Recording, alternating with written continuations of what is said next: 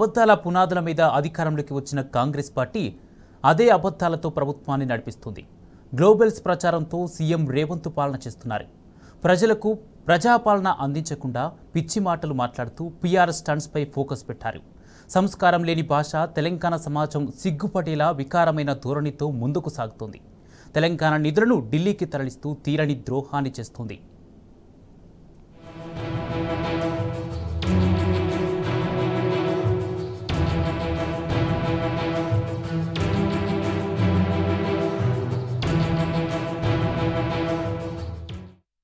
CM పీఠంపై కూర్చున్న తొలి రోజు నుంచే అబద్ధాల డోస్ను కాంగ్రెస్ ప్రభుత్వం మరింత పెంచింది. సీఎం రేవంత్ చెప్పేదొకటి, పాలనలో చేసేది ఇంకొకటి. పబ్లిక్ ప్రచార పిచ్చిలో పాలన గాలి కొదిలేసి ప్రచార ఆర్భాటాలకు కాంగ్రెస్ ప్రభుత్వం పోతుంది. ఇచ్చిన హామీల నుంచి ప్రజలను డైవర్ట్ చేసేందుకు రోజుకొక పీఆర్ స్టంట్తో రాష్ట్ర ప్రజలను భ్రమలో ముంచుతున్నారు. కాంగ్రెస్ అధికారంలోకి వచ్చి 2 నెలలు గడుస్తోంది. అయినా ఇప్పటికీ ఇచ్చిన హామీలను అమల్లోకి తీసుకురాలేదు. రైతు బంధు, రుణమాఫీ, 4000 పింఛన్, నిరుద్యోగులకు ఉద్యోగ హామీ, ఇలా ఇచ్చిన అనేక హామీలను కాంగ్రెస్ పట్టించుకోవడం లేదు. 6 గ్యారంటీల పేరుతో వైకుంఠం చూపిస్తూ నాటి అమలుపై కొర్రీలు పెడుతోంది.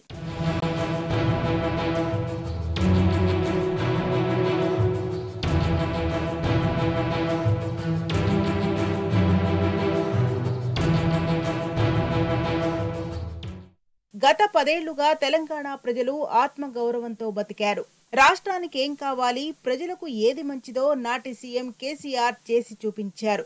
తెలంగాణ రాష్ట్రానికి కేంద్రంలో అధికారంలో ఉన్న బీజేపీ సహకరించకున్నా రాష్ట్రాన్ని బీఆర్ఎస్ ప్రభుత్వం ముందుకు నడిపించింది.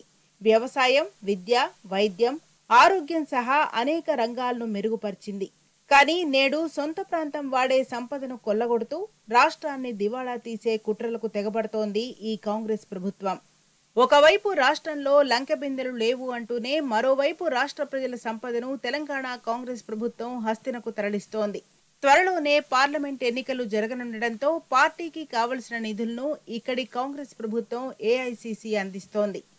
అంతేకాకుండా అగ్రనేతల పర్యటనలు, ఎన్నికల ఖర్చును కూడా తెలంగాణ కాంగ్రెస్ పెట్టేలా ఆర్థిక భారాన్ని రాష్ట్రంపై మోపుతోంది ఢిల్లీ కాంగ్రెస్. ఇటు పార్టీకి ఎక్కువ విరాళాలు, నిధులు సమకూర్చే కాంట్రాక్టర్లు, బడా వ్యాపారవేత్తలకే రాష్ట్రంలో పదవులు దక్కాయి. ఇప్పుడున్న కేబినెట్ ఇందుకు ఉదాహరణగా నిలుస్తోంది. పార్టీని నమ్ముకున్న వారికి నామినేటెడ్ పోస్టులు ఇస్తూ పైసలిచ్చిన వారికి ప్రాధాన్యమున్న పోస్టులను కాంగ్రెస్ పార్టీ కట్టబెడుతోంది.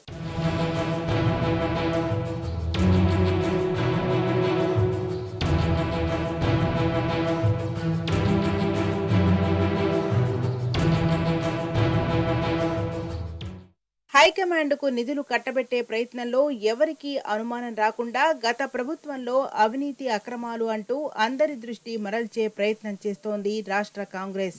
అందులో భాగంగానే వ్యాపారులను, కాంట్రాక్టర్లను బ్లాక్మెయిల్ చేస్తూ నిధులు వసూలు చేస్తోందనే ఆరోపణలు వినిపిస్తున్నాయి.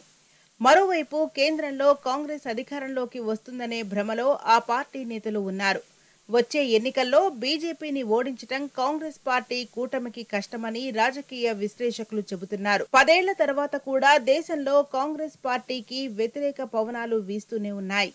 2 దఫాల బీజేపీ పాలనపై ప్రజల్లో ఉన్న ప్రభుత్వ వ్యతిరేకతను కాంగ్రెస్ పార్టీ అనుకూలంగా మార్చుకోలేకపోయింది. అదే సమయంలో కాంగ్రెస్ వైఫల్యాలను అమిత్ షా, ప్రధాని మోడీ బీజేపీ బలోపేతానికి అవకాశాలుగా మార్చుకుంటున్నారు. దేశంలో గత 10 ఏళ్లలో బీజేపీ ఎంత బలపడిందో కాంగ్రెస్ అంతకంటే 4 రెట్లు బలహీనపడింది. ఇండియా కూటమి పేరుతో కాంగ్రెస్ కొత్త డ్రామా మొదలుపెట్టినా దాని ఉనికి ప్రశ్నార్థకంగా మారింది. కూటమిలోని నేతలు ఎవరికి వారు నిర్ణయాలు తీసుకుంటూ జారుకుంటున్నారు. రానున్న రోజుల్లో కాంగ్రెస్ ఒంటరిగా పోటీ చేయాల్సిన పరిస్థితి ఎదురుకానుంది.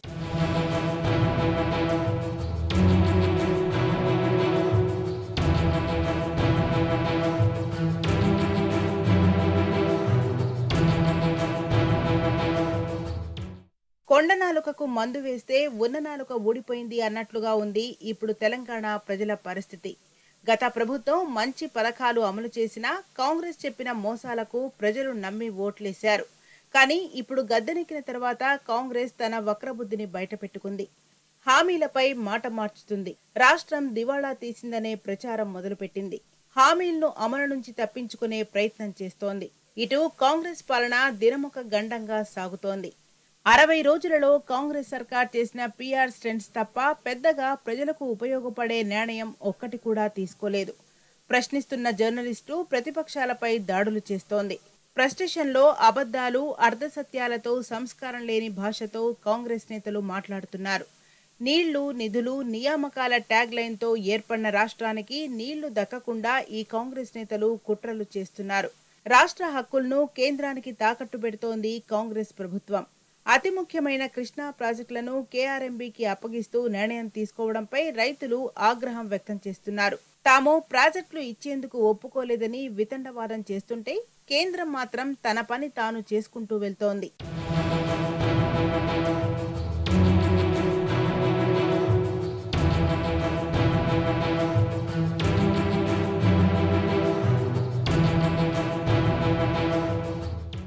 రాష్ట్ర హక్కులపై ఢిల్లీలో గట్టిగా కొట్లాడాలంటే బీఆర్ఎస్ ఎంపీలు గెలవాల్సిందే. 10 ఏళ్లు రాష్ట్రానికి రావాల్సిన నిధులు, హక్కులు సాధించడం కోసం బీఆర్ఎస్ ఎంపీలు పోరాటం చేశారు.